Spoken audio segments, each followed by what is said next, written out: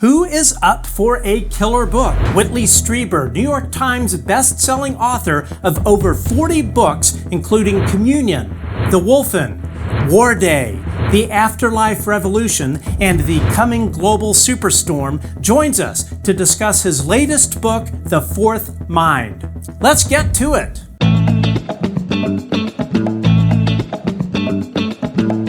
Hey everyone, I'm Matt Ford and welcome to the Good Trouble Show.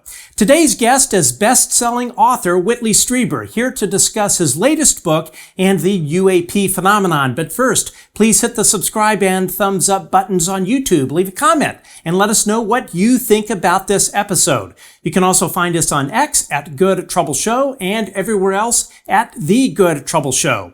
You can also find us wherever you enjoy your podcasts. Search for The Good Trouble Show with Matt Ford. And as always, if you would like to chip in to help keep the lights on here, you can become a Patreon member of The Good Trouble Show by going to www.patreon.com/The Good Trouble Show. Sign up and help us bring you great guests such as today. So without further ado, here is our interview with Whitley Strieber. Today's guest has written over 40 best-selling books, such as The Wolfen, The Hunger, Warday, and Majestic. Not to mention, his book Superstorm was made into the 2004 blockbuster film The Day After Tomorrow. His book Communion wasn't only a #1 New York Times bestseller, it was a cultural shift. It brought the alien abduction phenomenon into the mainstream, shaping the way we understand and discuss these encounters today. Here to discuss his latest literary work, The Fourth Mind, please welcome author Whitley Strieber. Whitley, how are you, sir? Well, I'm okay. It's raining hard here, and I know it's probably raining hard where you are too, because you're nearby. And we're just waiting for LA to slide into the sea. But aside from that, Yeah, you know, it's so funny. My mom, when I was a kid, she would always tell me, it's like, never move to California because it's going to slide into the ocean. And I think she was actually fairly kind of believed it. So luckily nothing has happened. But as we discussed earlier before we went on the air, I live at the bottom of a hill. So rain is not a good thing at all. But anyway, it's very nice to meet you. We've been chatting on Signal for a while, and I've of course have known of you for quite some time. So thank you for coming on the show. And I have to ask, so you're in the Los Angeles area as well. Did the fires affect you at all? well, I had to evacuate, and we didn't. If the wind had changed, I would not be in this apartment anymore. But the wind didn't change, so we were able to come back.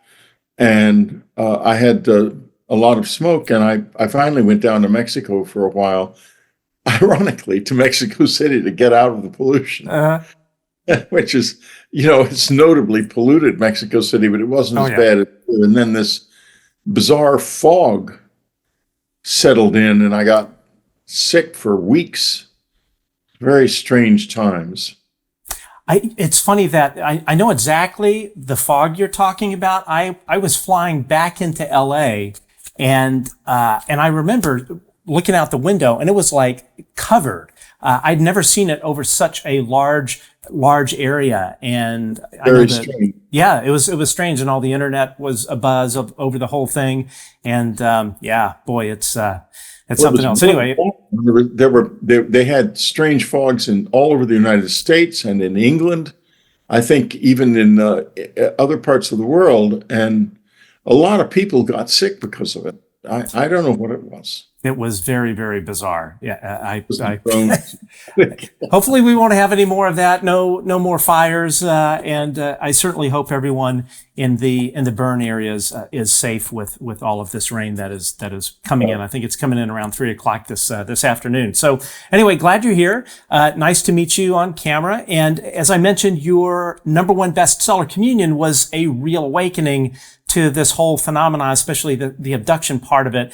And I mean, that book came out 37 years ago. Did you realize back then how big of an impact it would have 37 years later? I did not. If I had, I don't think I could have written it. My wife understood from the beginning. My wife Anne was a very extraordinary person. she came from like most of us, and me included, a relatively humble background, and she seemed like just a really cute, fun girl. And I fell in love with her and married her, but I didn't fall in love with whatever she actually was until later. And so she understood. I did not. And what do you mean by that? She understood in terms of like how impactful it would be? Or she did. She understood how impactful it was. And that's why she wanted to call the book Communion, because she said that's what it's about. And I didn't know what she was talking about. But I wanted to call it body terror because it was so frightening what had happened. It was like it was a kind of an ultimate terror, a physical terror. And she said, that's not what it's about, Whitley. It's about communion. And ever since, I've been kind of interpreting and reinterpreting that word, which turns out to be the sort of essential word of this whole era. That's an amazing story. So she was the one that actually came up with the title. Right. When I finally got up the nerve to tell her, I went through a long period afterwards of first, of course, thinking I'd been the victim of a crime.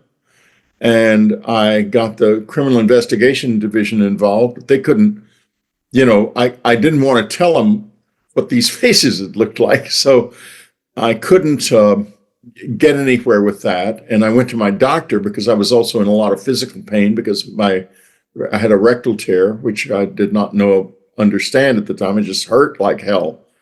And I told the doctor what I remembered, and he was the first person to really say, he said, Whitley, you're telling me you think you were taken aboard a flying saucer by little men. And I thought, oh my God, that's what it sounds like. Right.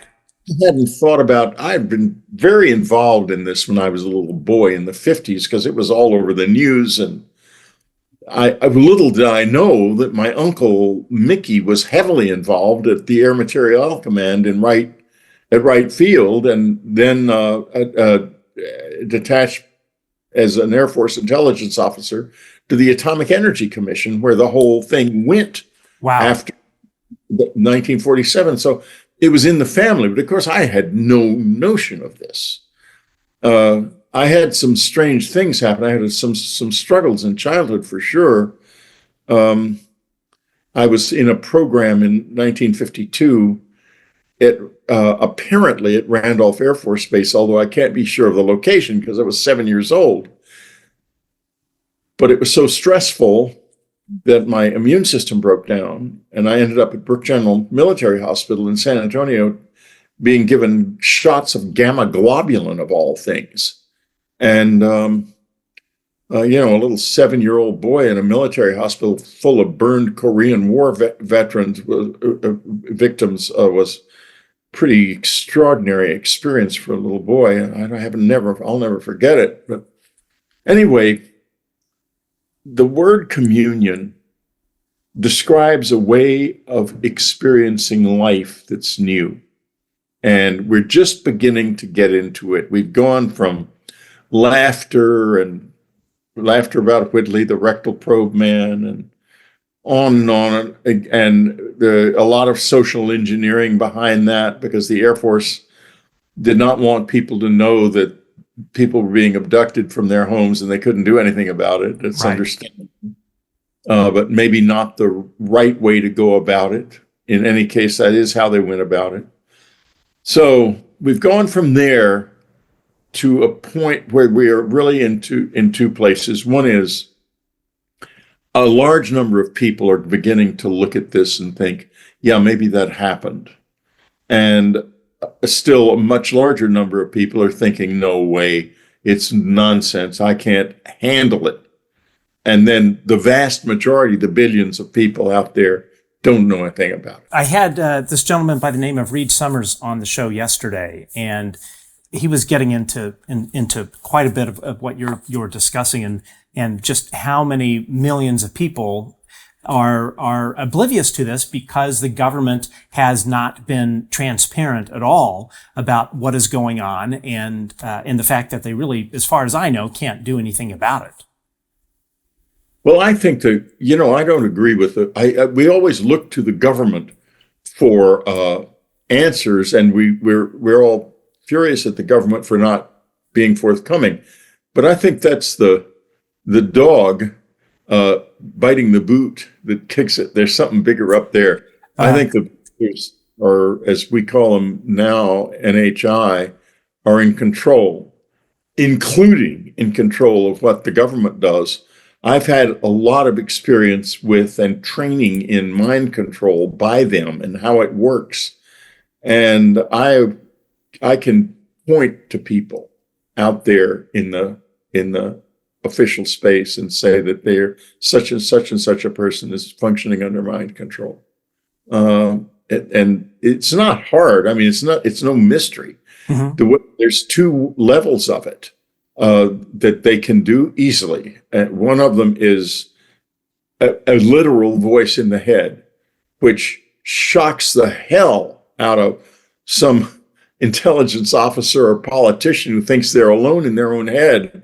And then suddenly there's a voice there that's usually a authoritative voice and can be very threatening.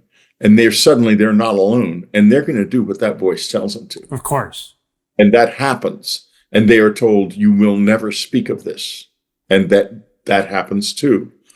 Then there's another level of it, which is subliminal. And they don't know that there's somebody maneuvering them around mentally. And I think there's a lot of that going on. So I think the NHI is deeply penetrated into every level of human society and controlling the way that we come into contact with it. And I do not think it is evil. I think it is struggling very hard to make this remarkable species a friend, and it's having plenty of trouble doing that. Let's talk about your latest book, The Fourth Mind. In it, you discuss these visitors, which we were just speaking about, and that they have extraordinary abilities you refer to in the book as the fourth mind, a power human beings once had and should regain. Walk us through how you came to this theory and exactly what those abilities are. Okay.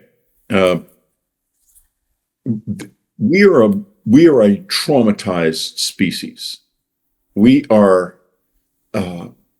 living in a state of traumatic amnesia, I think. Mm-hmm. It's not our fault.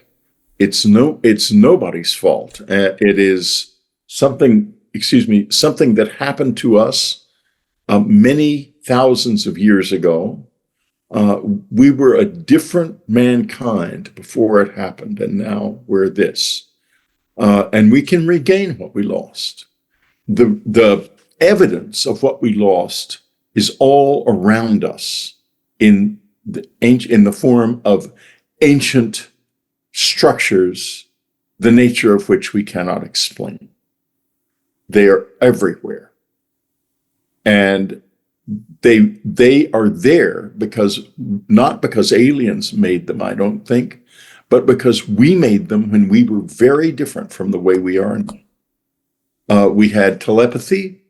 We had the ability to move large objects with some other force that emerged out of a connection between our bodies and the earth itself.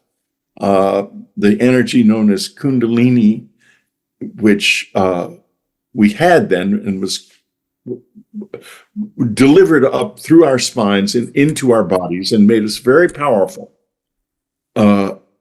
It's broken. We don't have that anymore. And the visitors do have it, and you can tell when they touch you.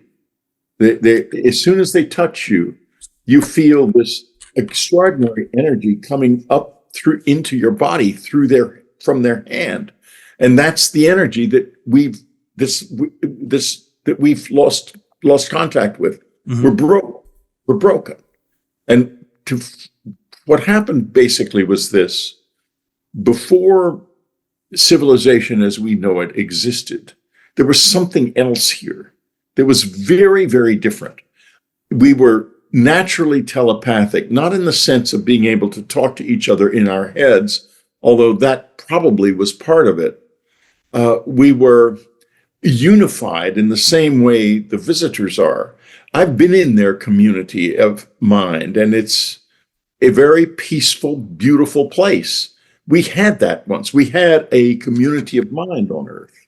Mm-hmm. And then what happened basically was the debris from a supernova that occurred 30,000 years ago reached Earth about 12,000 years ago, causing a fantastic catastrophe, solar system wide. It's not just Earth.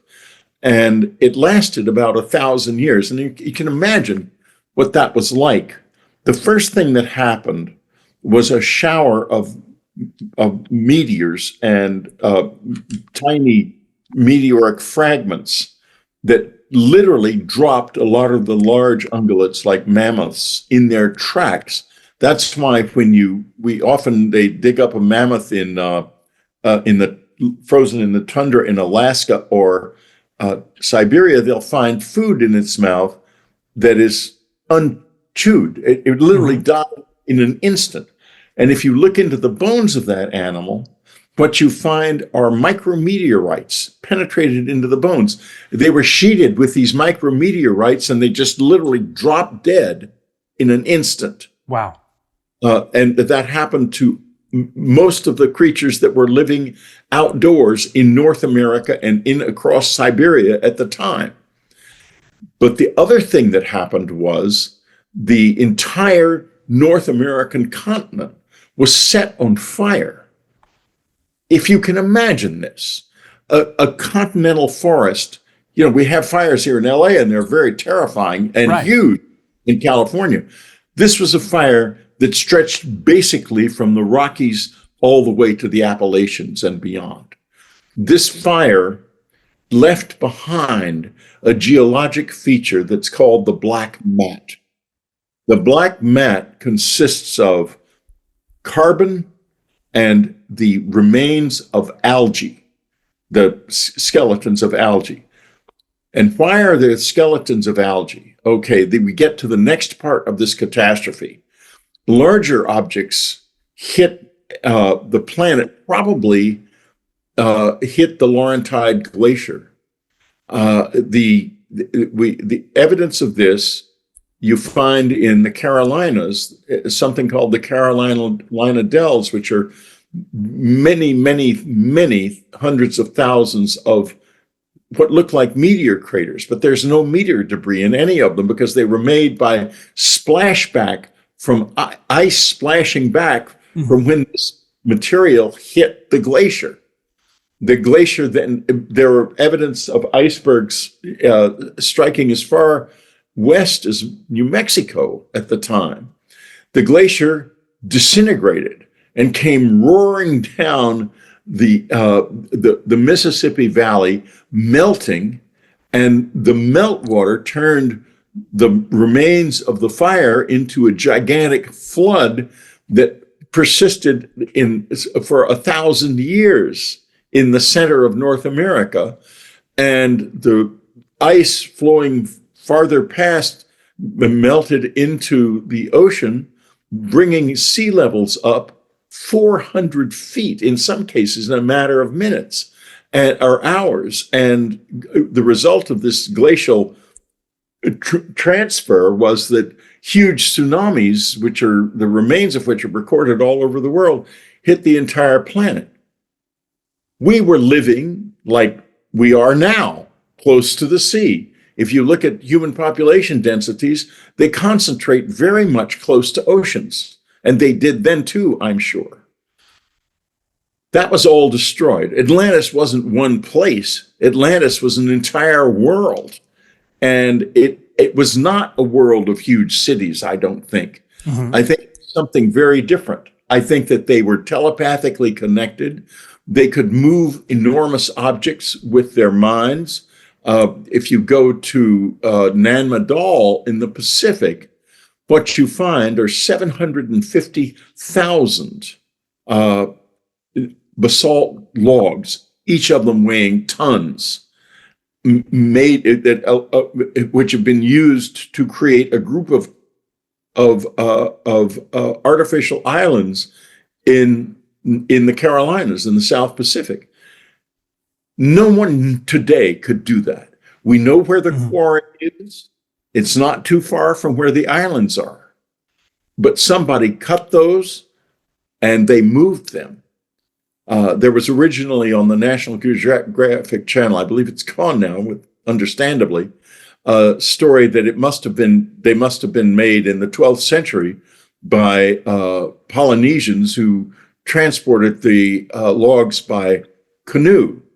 But it eventually occurred to someone at the National Geographic that there's no evidence of a Polynesian culture with the wherewithal and the ability to cut 750,000 basalt logs. Basalt's hard to cut. It's one of the hardest of all stones, and transport them at all, let alone in canoes. So there's a weird story that among the local people that that two wizards showed up and cut the stones and moved them telepathically. Who knows if that's a race memory of a much more different event that took place before the Younger Dryas, when we did have abilities like that. And if you go to the Lebanon, at the platform at Baalbek in Lebanon, the platform itself is made of gigantic stones. And they weren't put there by the Romans, which is what archaeologists have assumed. The reason is simple. Many of these stones weigh well over 100 tons. And the best Roman devices that could have existed then, given the materials that they had, could not have lifted more than 40 tons, and not such a large object in any case. Right. Again, the quarry is not far away. There's a stone in the quarry that was abandoned while it was being cut. They were doing something. This happened right as these things occurred. They were doing something there which they abandoned. And the reason is, I think, that the Younger Dryas event occurred very suddenly, and they were in the middle of building something at Baalbek that they didn't finish because there's still unfinished stones in the quarry. But here's the thing, they could do it. The fortress at Sacsayhuaman in Peru is exactly the same. Mm-hmm. They could do it. They could move those stones up the mountainside and put them where they are, and they could form them and melt them into the correct shapes. We can't do that anymore. Any of it. None of it. We couldn't build Baalbek. We couldn't build Nan Madol. We couldn't build Sacsayhuaman. We probably couldn't build the pyramids, although I'm not going to go there because there's so much active controversy about it at this time. All I can say about the pyramids is their perfect orientation required a level of engineering skill that I would be very surprised if we could accomplish now with such a large stone structure. There's no way in my mind that this was just something without some external help to produce those types of things. We know from recently, Kai Dickens and Dr. Diane Hennessy Powell have brought forth the idea of telepathy. And we know now that it's real. It does work because of their work with spellers, non-speakers, who communicate with each other telepathically. They're sort of very different from us in some fundamental ways. Like they tell us that you need to be kind and you can't lie in order to do this. And I understand that very well. Like many abductees and close encounter witnesses, I'm a bit telepathic myself at times, especially if the visitors are around. I'm certainly not like the spellers. I can't initiate telepathy, but I can experience it very easily. So I think these people were in communication with each other on a level similar to the one the visitors are now in communication with each other on. I hate it when people say it's a hive mind. It's not. The visitors, they are separate personalities who share a communal mind, but they are definitely separate personalities, believe me. They are in communion with each other. Gets back to that word. Right. And we've got to go there, or we're basically not going to survive. We became a voiced species after what happened was all of our powers, our telepathy, our ability to move things ceased to matter all of a sudden in a matter of probably days, and everything changed. The planet fell apart all around us. And we were, I think, probably massive numbers of people were killed in this. And the ones left behind ended up in an absolutely desperate situation. It was every person for themselves. And that meant that something that didn't exist before had to come about. We developed egos, a sense of personality and self that didn't have before.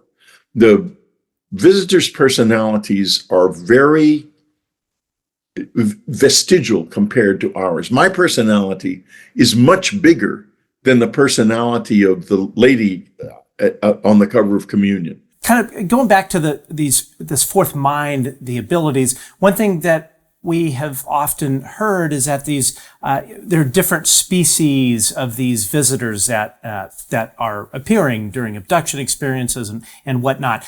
In your experience, in your research, do these visitors all seem to have this fourth mind ability? I can tell you about the ones I know. I don't speculate. That's not job. And I can tell stories and describe with significant accuracy, actually, what I have experienced. I have experienced the Greys. They are fluently telepathic, and it's quite a bit of fun, actually, to be telepathic with them because, unless they get mad at me, which does happen. Okay. And I said, you're one of the most annoying people I've ever known. And my wife says the same thing about me. If you had the Greys in your life, they would agree with your wife. Yeah. So anyway, that aside, I have seen them, and with them, I have seen these dark blue iridescent figures, which I don't fully understand, but I think that they might be in some way related to us. We may not be a single form species. We may not be more like butterflies and caterpillars. I mean, we may be the caterpillar form. And so what would a butterfly look like to a caterpillar? Perhaps quite terrifying. You don't know. Sure. Anyway, I've seen those two, and I have had one experience with the tall whites, which was quite lovely and marvelous fun. I have had an encounter with a Nordic who's the only one who spoke physically to me. And I did not experience any telepathy with him. So whether or not they have telepathy, I do not know. The others all do have it.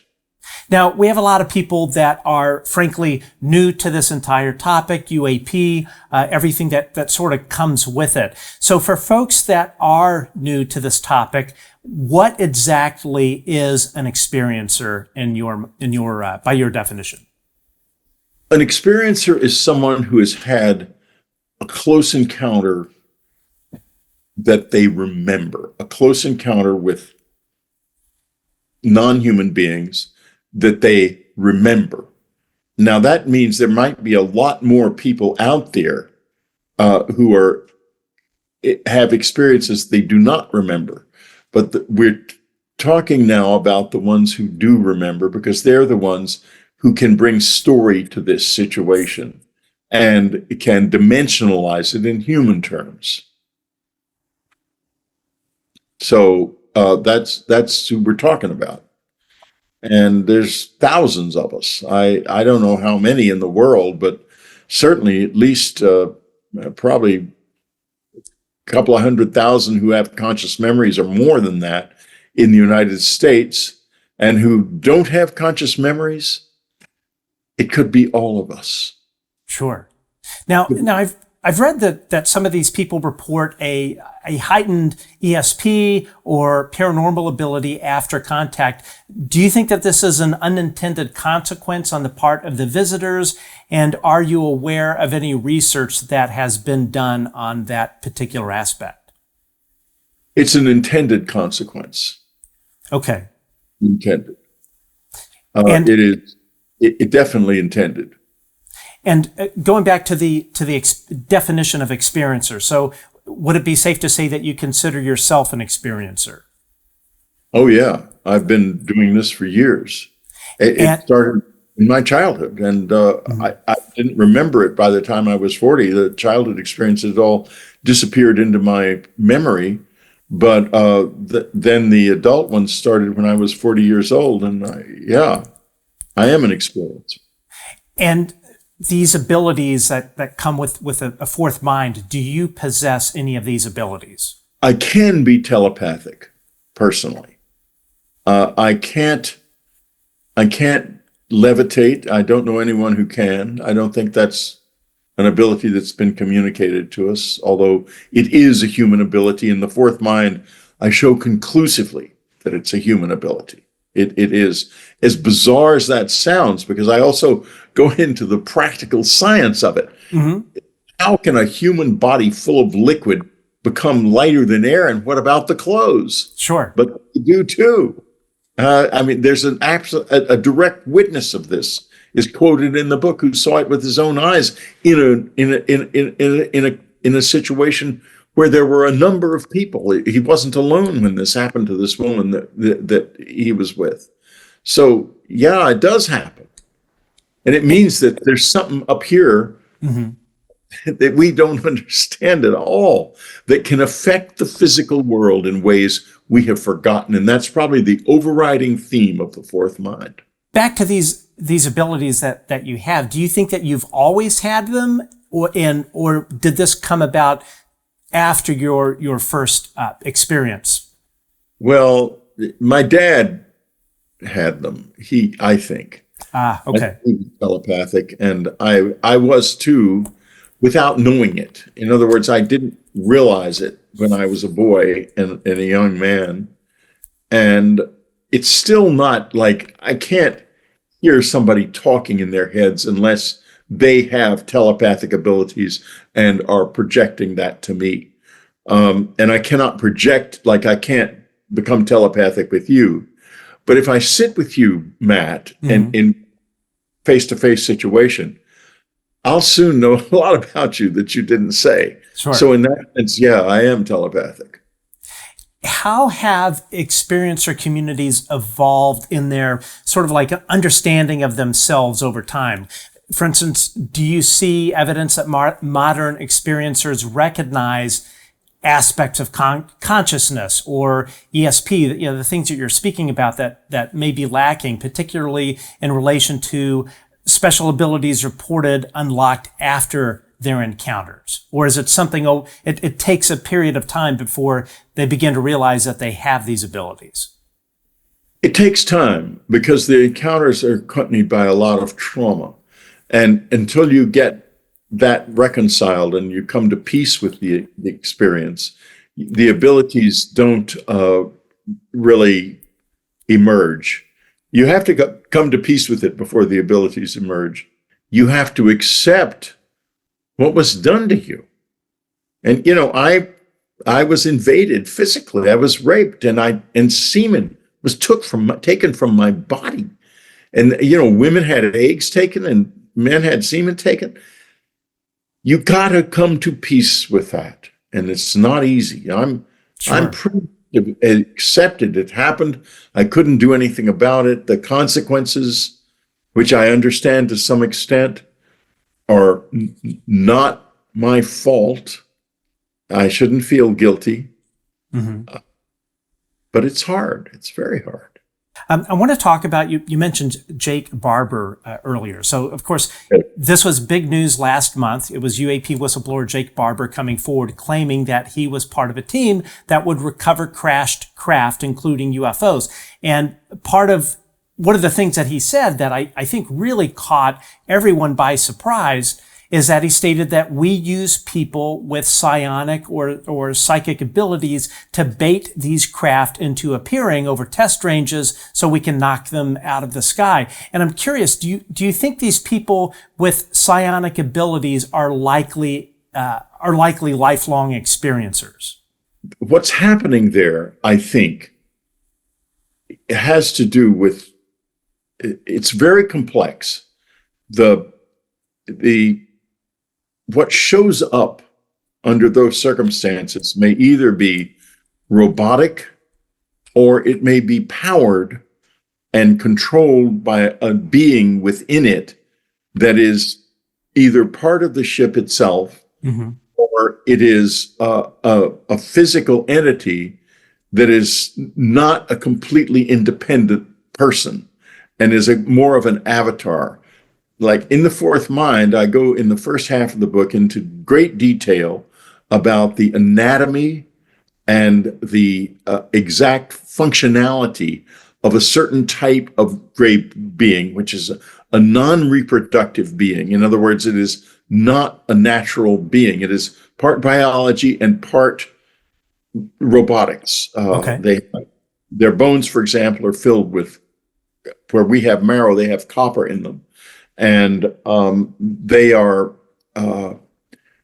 like avatar. They are projections. In other words, sometimes you see an abductee will see a tall gray and 3 or 4 smaller ones. Mm-hmm. Smaller ones are there to get close to the individual and to control the individual. They are not independent entities. They are their minds are linked to the mind of the taller one.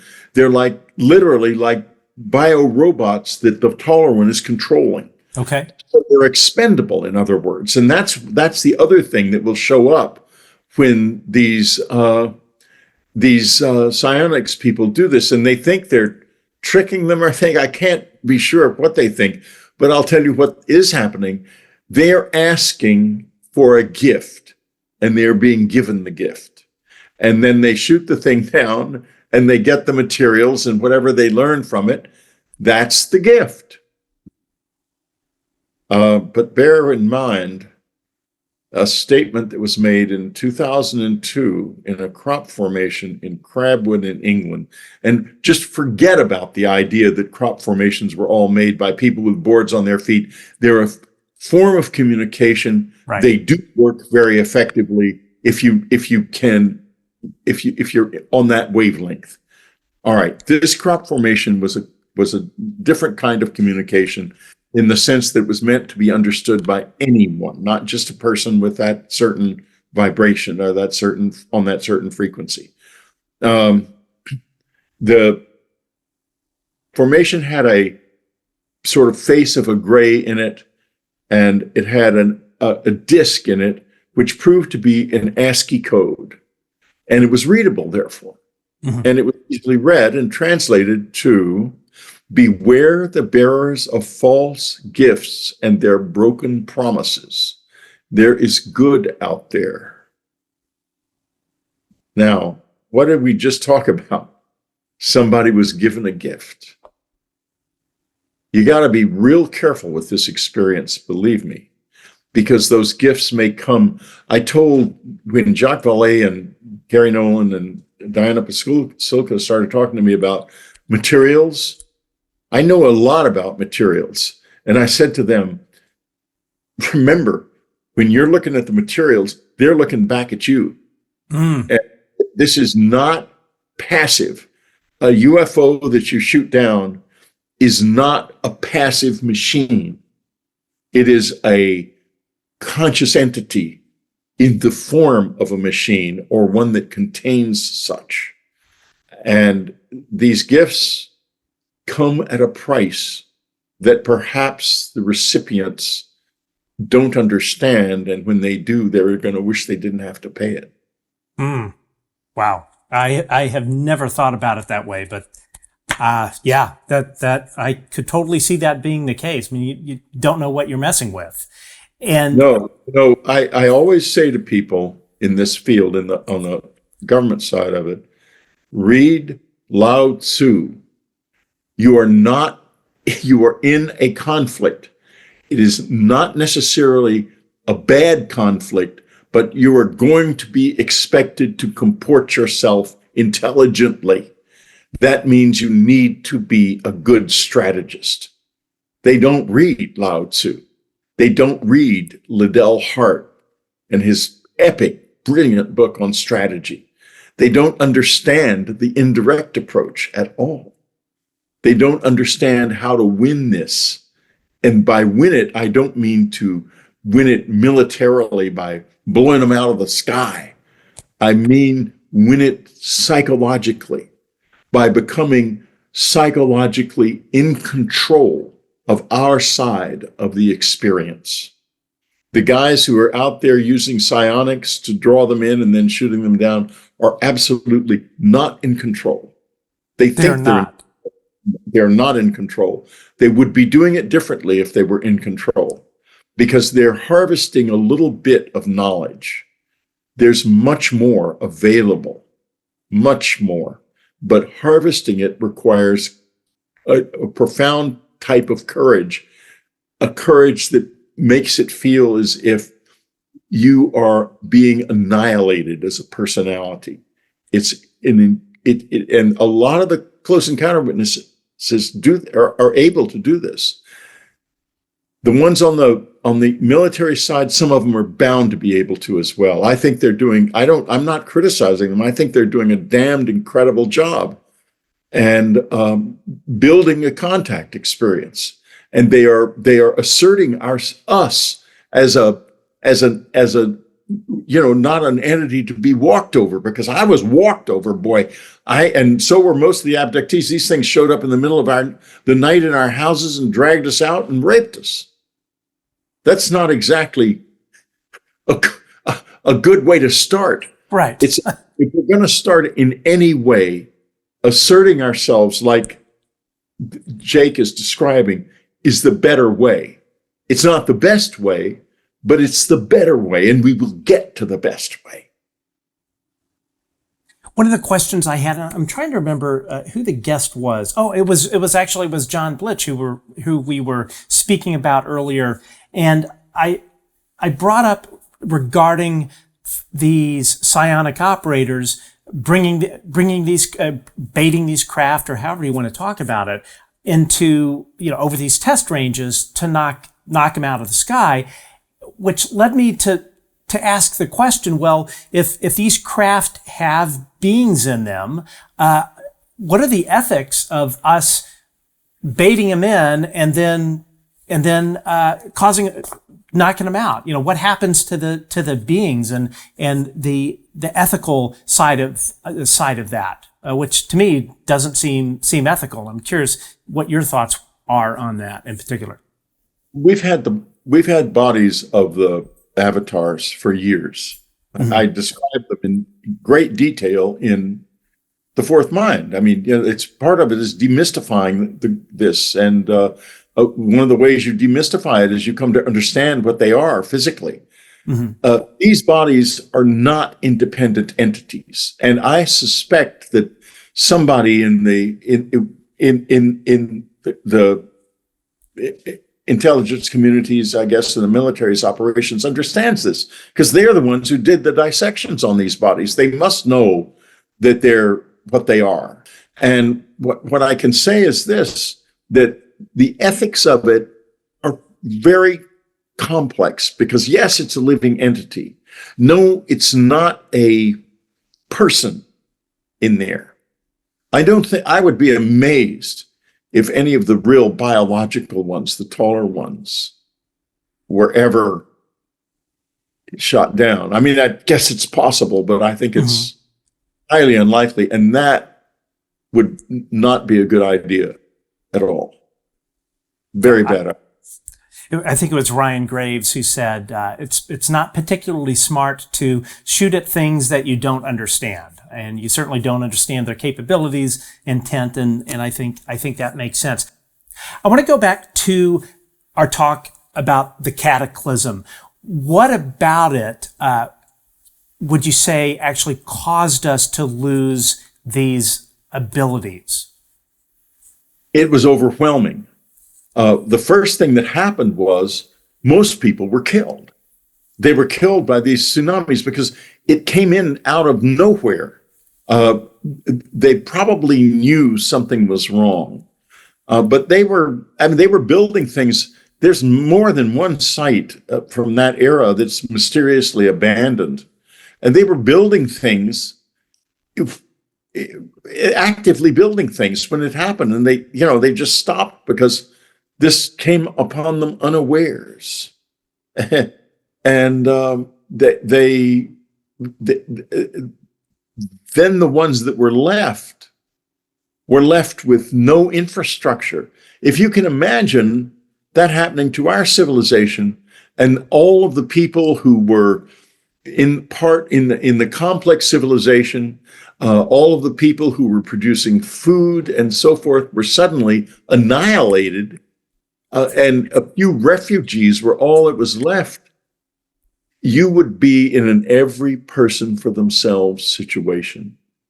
And community would disappear. It would be gone. Of course. The community of mind that you had lived in all your life would be gone. You'd only have you and the people immediately around you. And that's when the ego began to be built. And it's even remembered in the Bible. The previous world was the Garden of Eden. And they were driven out by fire. That is to say, an angel with fire, because they gained self-knowledge. That is to say, they became aware of themselves because of the fact that the garden was burning. As we talked about earlier, the garden burned. It literally burned. The planet did. And they became self-aware. It didn't have anything to do with any gods. That's our way of explaining it.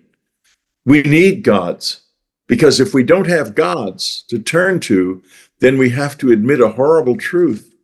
And that horrible truth is it's us and chance in the universe. Chance is the biggest god of all, bigger than the visitors, bigger than all of the shadowy gods that we see around us and imagine, and that are in some way real, somehow emerging out of us or emerging out of the mysterious world in which we live. But basically, the most fundamental reality in this universe is chance. Mm-hmm. And that's a hard one to face. Absolutely. And we were victimized by chance. And what are the visitors here for? They found us. I don't know when, but they found us. And they can exploit us. And they can help us. And I think there's a great deal of flux and conflict about that very thing among them. I know when I was first abducted, it took them a while to recognize me as a person even. I was very much an object on that first abduction night, even though as a child I had this frankly wonderful, sublime relationship with them that I remember now a little bit, but at the time, during the abduction, I didn't remember it at all. But they have work to do here. We have work to do here. And one of the things we have to do is we have to understand that the ego is not the person. I am not my ego. I am not Whitley. I'm more. And when we get to that more, then we're going to be able to circle back to the beginning of this discussion. Then we're going to be able to find communion. It's not Whitley. It's not John. It's not Matt. It's going to be in communion. We're going to be in contact. But the other deeper being that is living in this body, will be in communion. And that being dates from before the catastrophe. That being is still alive in the body. That is the fourth mind. Now, these abilities that come with the fourth mind, be it psionic, telepathic, or whatnot, do I, as a human, do I want these? Is this something that would be good for me to have? Well, they emerge every once in a while. For example, in one of the stories in the fourth mind, Paul Eno is a great guy. He's passed on. In his early years, he was a paranormal investigator for most of his life. In his early years, he worked he was a novice in the Catholic Church, and he worked as the assistant to an exorcist. And he was, they were at an exorcism in a mental institution. There was a psychiatrist, two psychiatric social workers, Paul, another assistant, and the exorcist. So, and the individual who's a 17-year-old girl who was addicted to drugs and schizophrenic, and her parents were, of course, frantic, and they wanted to try an exorcism. She was sitting in a wheelchair in this room with all these people. And during the exorcism, she suddenly rises up out of the wheelchair, still in the sitting position. She's clearly levitated. Mm-hmm. And the exorcist says to Paul, just push her back down. And he and the other assistant put their hands on her lap and push her down into the chair. Now, a very important thing happened during that moment. Remember, we talked earlier about that electricity coming out of the hands of the visitor. They felt that in her body when they put her down. That's Kundalini energy. That's the energy of the earth. And, you can talk about it as demons. You can talk about it as godlike. You can talk about it any way you want. But in the end, it's just an energy, and it belongs to us and our planet. And in this case, for whatever reason, it was affecting her body. The visitors live with it, and they come out of the ground more than they do from the sky, by the way. They're connected with it still. And as I said earlier, we can be too. Do we want it? Yeah. I want to be connected with my planet. I want to experience my planet as a living part of my being, and a much bigger part of me than my ego, than Whitley. There's a bigger person here, bigger than Whitley. And that person belongs to the earth, and the earth, we're married, me and that, and my planet. And that marriage extends to the whole world. It's a whole different level of consciousness. Do I live in it? No, I wish I did. I'm living in Whitley. And that's fine, because Whitley is all I've ever really known. Sure. If human beings, so if we, as a species, if let's say we regained these abilities like you speak about in your book, do you think we as a species would be mature and responsible enough to handle ourselves without, self-annihilation? I think we have a problem with self-annihilation right now. That's for sure. We don't have a community of mind. Mm-hmm. We don't have that. And because we don't have that, nobody really knows what anybody else is thinking. Nobody really understands. But above all, Anne, my wife, Anne, I asked her what compassion was. Mm-hmm. And I know she lived in the state we're talking about, even though she would have gotten very pissed off at me if I'd said that. She said, when I asked her about compassion, she said, each of us is all we have, Whitley. Mm. And that is so powerful. Because I look at you, Matt, and I think he's all he has. And it turns you into almost a magical being. You become so vulnerable. And I care about you all of a sudden deeply. And that's how we need to live. That caring, with those few words, she said, she took you out of your ego and put you in another place in your body, out of your ego completely. Because then you make it a practice to do that walking down the street. And everybody comes alive like unbelievably. It's extraordinary. There's where we need to go. And yes, I want it. Do you think that this would be something that would need to happen all at once to everyone? And what I mean by that, like, let's say that only half of the population awakens to this ability in themselves, and they're able to manifest it. I'm kind of not explaining it particularly well, but say like half the population figures this out, and or all of a sudden they're manifesting all of this. What does that do to the other half that cannot seem to bring about this ability that is within them? Does it put them societally at any sort of disadvantage? The people that do have this versus the people that do but have not been able to figure out how to make it happen? I don't think I can speculate about that because that's a little farther down the road than we are. Sure. We need to see if we can make it happen. We can become a community on a small scale, and I think we're headed in that direction.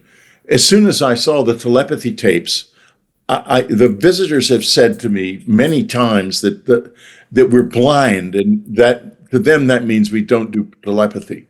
And there's two kinds of species in this universe: voiced and unvoiced. The unvoiced have telepathy and a community of mind. The voiced have individuality and individual mind. And my impression is that the unvoiced ones don't last long, and that unless they become, that the voiced ones don't last long, and unless they become unvoiced, they eventually self-destruct. And so if that's the case, then the visitors are here trying to make us become telepathic, unvoiced. And I don't know if we can do it. But I think that if we don't do it, we're probably going to go extinct sooner or later. I'm not talking about tomorrow. I'm not a doom and gloomer at all. I want every kid that exists. I love kids, and I want them all to have full, complete lives, and I believe that can happen. What positive things do you think these abilities would give to us as a species? All right. The spellers are in a community of mind. That is to say, the unvoiced people that Kai Dickens talks about, and Diane Bell. And they are, mentioned briefly earlier, touching into the community of the visitors, which I've done. It is extremely sweet. There is a love of other in these communities that is extraordinary. The spellers have something they call the hill, and they go on the hill together. And in other words, it's not a physical place, but it's a place of communion with each other. And it's very lovely. When I found out about the hill, by concentrating, I can engage with telepathic beings. And so I worked on that. And I went to the hill. And the first time I went to the hill, I wasn't exactly welcomed, but there was nothing. I was there and I knew I had arrived at this place, and these other presences were there, these beings, and there was an extraordinary sweetness about it and an acceptance of one another. And when I went back again, I was very gently told, this is not your hill. Find your own place with your own community. This is us. This is ours. And they never said, don't come back. They never said, we don't want you. Nothing like that. They just made it clear that I was not one of them. And so I'm looking for my own hill, my own community. But eventually, over time, we become like the Greys. They only have one community, and God knows how long it's been that they have worked through this from individuality to a small community of telepathically linked beings to a larger and larger and larger until finally it's all one entity. And I have to tell you, I hope I'm right about this because, I don't have any proof of any of this. And, I have to proceed with what I have observed and experienced, but never take any of this as gospel. Sure. Keep the question always. Is there really a hill? Do the spellers actually have telepathy with one another? Well, I think with Diane Powell's work, you can say, yeah, they do. That's a kind of a baseline there. But am I right about the visitors, about the Greys and their community? That's a question I can't answer for sure. I think I am, but I'm not certain. And what do you think, and I think this is kind of the big question, the sort of elephant in the room, is why these visitors are here? What is their intent, and what do they want? Do you think they want us to regain these abilities? Well, first of all, they wouldn't be here if they didn't want something. Sure. I think we have to be very much aware of that. They took sexual material from me and many other people without asking us. Therefore, they wanted that, and they did not think we would give it to them willingly, which is probably correct. Would we, had we known and understood what they were going to do with it, given it to them willingly? They did not think so, or they wouldn't have taken it. They would have asked, because it's much less difficult if we had been willing to volunteer it than it was to have to take it. It was a much more challenging process. Therefore, they did not think we would agree, and they took it anyway. So they have a reason for that. Do they have other reasons for being here? Is there any altruism in it? I think there is. My relationship with them, that really, the childhood is one thing. The relationship that started in 1985 was very fraught for a while. I was terrified of them. I forced myself to go out into the woods to meet them at night because my curiosity basically overcame my fear. Wow. But I'm telling you, it was intense. The first night I went out there, I had to consciously work to make one leg go in front of the other, to walk. I think it probably is like walking up to a gallows or something. Sure. And, but I did it anyway because, and I said to Anne, they're here. They're here. And I wanted to know what else they want. Mm-hmm. I got a hint, a very complex hint, about a year later in February of 1987, I think it was. I had been asking him for a meeting, a sit-down meeting. I mean, I was in that space at the time, where we would sit and talk to each other. I didn't even know, I was not aware of the fact that my conscious relationship with them was telepathic. So we know they wanted sexual material from us, and I've had encounters with what looked to me like unvoiced people who are living in the wild and who are fluently telepathic. And I think that those people, whether they're hybrids or not, I think they made those people, frankly. Mm-hmm. And I'm not alone. A lot of close encounter witnesses have had similar experiences, and that seems to us that they made people who could talk to them, but not to us. Right. And I talked to both Diane Powell and Kai about them because I know they're struggling because they're just left here. There was one of them was just left behind our house in the cabin in upstate New York without just the clothes on its back or his back. He looked like a boy, about 11 or 12 years old, and he didn't have anything, and he was just there. And no one was there to care for him. They didn't give us any idea of who he was or how to relate to him and all. He was just suddenly there. And he was obviously in a great deal of difficulty. He was smoking constantly like a schizophrenic. And I know now that's because they can't turn off the voices of other people in their heads. They hear it all the time, like a schizophrenic hears hostile voices that they can't turn off, and they smoke constantly. The nicotine doesn't silence the voices, but it smooths out the experience a lot and makes it more bearable. So here's this person with this unbearably difficult experience of life. They made that out of us, I think. I think I'm right about that. And is that what they wanted?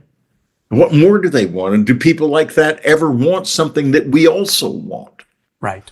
Well, over time, my relationship with this other presence has become more and more connected in a surprising way with our own dead, and they are very real. We do not die when we leave the physical body. And this is until I think it's even been one of the people who's talking about psionics was explaining that until you get this into your head, you can't really understand this whole experience, that our dead are involved. And my wife said years ago, she came out of our office when she was reading all the letters that are now at Rice University. And she said, Whitley, this has something to do with what we call death. And the dead are involved, our dead. I'll tell you a story. A man started, this is before the internet or anything like that, was desperately trying to get a hold of me, and he found my literary agency, William Morris, and my agent, and got a hold of my agent, and left his phone number and said he was desperate to talk to me. And I figured anyone who goes that far and to find me is desperate. So I called him. I'm not a hider at all. You've been with me at Soul Foundation. You know what I'm like. I'm a very, I'm an out there kind of guy. Sure. Definitely. So I call the guy. Here's his story. He and his wife are sitting in the living room. They live near Atlanta. He's an FAA inspector. He and his wife are sitting in the living room. Their old dog is asleep on the hearth in front of them. It's 10 o'clock at night. And suddenly the dog gets up and becomes incredibly restless. And, the dog is, a creature of habit. He's already been out. So they think, well, what the hell? But we'll take him out again. The wife takes the dog out. As she opens the door, she sees this light go past across the sky and disappear beyond the trees.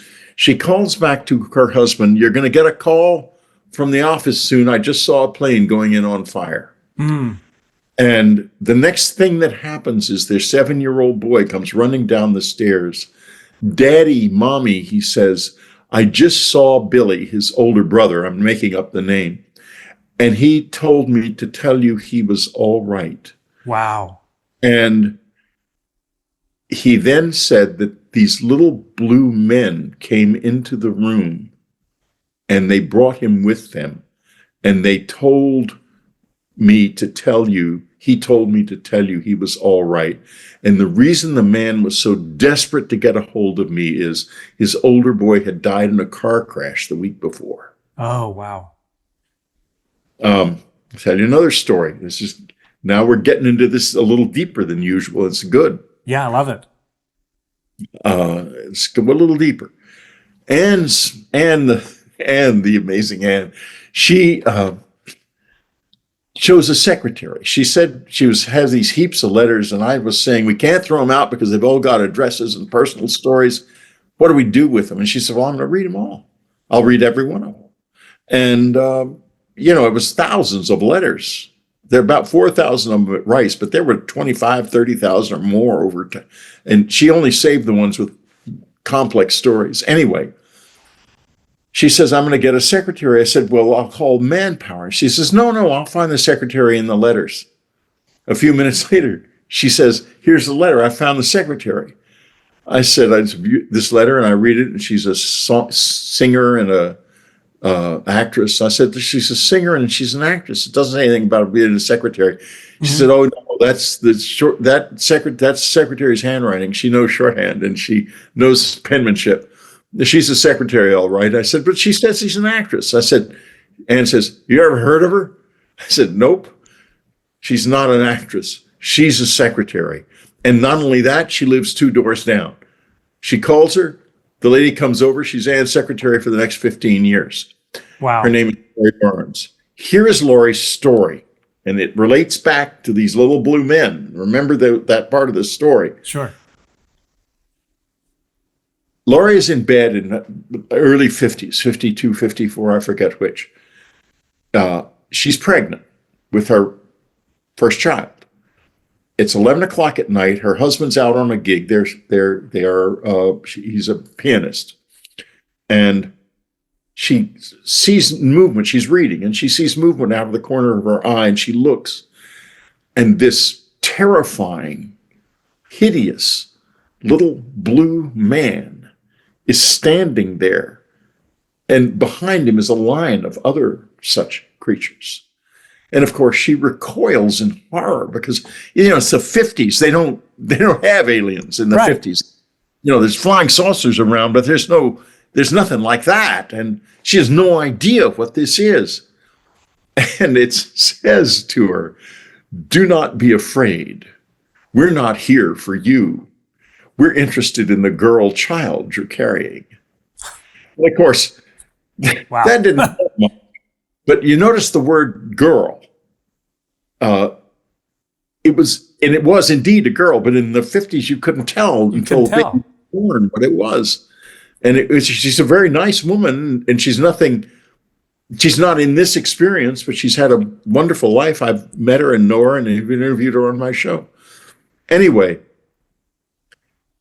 then it puts its hand on her hand and says, why are you so afraid?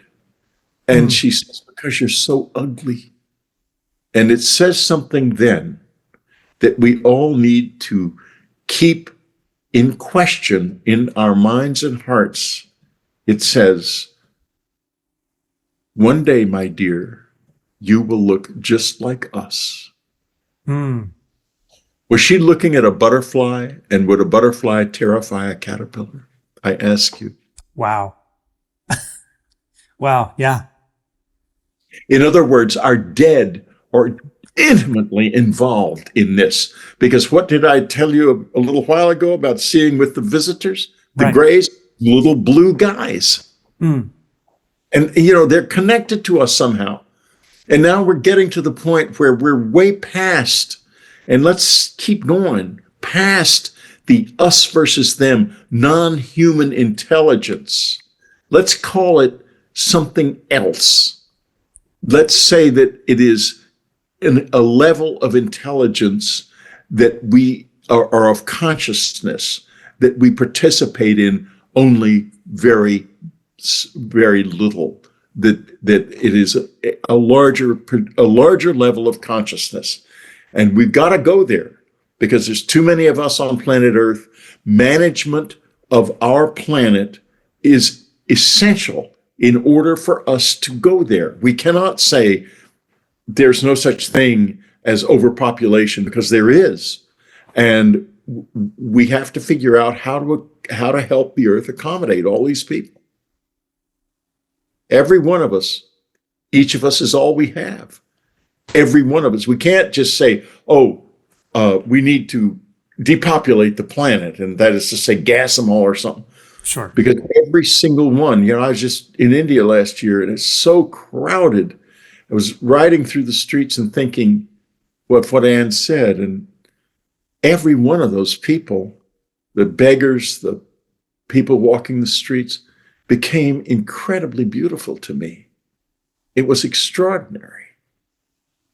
And I thought that each one of us is real to themselves as I am to me. And here they are in their millions and billions in this vulnerable place. So poor. What are your thoughts on the current state of disclosure? And are you aware of any government whistleblower testimony that supports some of the conclusions in your book? There will be testimony that supports some of the conclusions in my book. I love that. There will be testimony that supports in particular some of the spiritual material and the material about the past in my book. Because we don't know our own past, but there are people on the inside who do know a lot about our lost past. And it's going to turn out to dovetail very much with what's in my book and what people like Graham Hancock have been saying for years. Mm-hmm. That will happen. Okay. And regarding the secrecy component of this, you argue that secrecy, both from the visitors and governments, is preventing our overall progress. What do you think would happen if full disclosure occurred tomorrow? I've gone through a long arc about this. I started out being very pissed off about the secrecy, and you can read that in a book I wrote years ago called Confirmation. I come to understand that shock of the new is very profound and it's debilitating, and it will ruin our our experience of contact if it's not done right. And I now see the government side of this as being directed by the visitors so that kind of shock won't happen. Mm. And I think it's an excellent job is being done here, because the way that disclosure is bleeding out, as I said, I think they're in control of this. I think that every bit that bleeds out is helping, and it's being done incrementally. Like, for example, every administration until the present one has said no to disclosure. John Podesta, one of Barack Obama's aides, said that his greatest regret after leaving the White House and after the administration was over was that they didn't release the UFO material, and Obama wouldn't do it. But no one would do it. The last Trump administration wouldn't do it. The Biden administration wouldn't do it. Will the present Trump administration do it? Well, I can tell you this, the visitors love nominative determinism. That is to say, names that fit the actions of a person. And his name fits that perfectly. So he may be the one. He may be. Yeah, I certainly hope so. I think it's high time. People deserve the truth, and the world deserves the truth. This has been going on far too long, this obfuscation. Now, I understand that you have a website that is quite popular. Tell us about that. Yeah, actually, I have a website called called unknowncountry.com. It has 2 levels. Most of it's free, and you can subscribe to it. But I work with the visitors, and they're not interested in money. So I hope you subscribe and help me survive. I also have a podcast, Dreamland. You can find it on YouTube, Whitley Strieber Dreamland. It's on Apple Podcasts and Spotify, and wherever you find podcasts, it's there. And then again, my book, The Fourth Mind. Yes. So and this has just been fantastic. And your book, The Fourth Mind by Whitley Strieber. Whitley, how can folks find your this excellent book? Okay, it's on Amazon and on Audible, read by me. I read the audiobook, and you can get the audiobook on Audible, and you can get the Kindle and the paperback on Amazon, and hopefully soon the hardcover as well. Absolutely. It's a fantastic book. I really enjoyed it. And best of luck, and nice to have you on the show. And let's since we're in sort of the same neck of the woods, let's meet for lunch sometime. Let's do it, Matt. That'd be great. I love it. Absolutely. Okay, Whitley Strieber, ladies and gentlemen. Folks, if you enjoyed our interview with Whitley, we have another great show for you right here. And while you're at it, hit that subscribe button.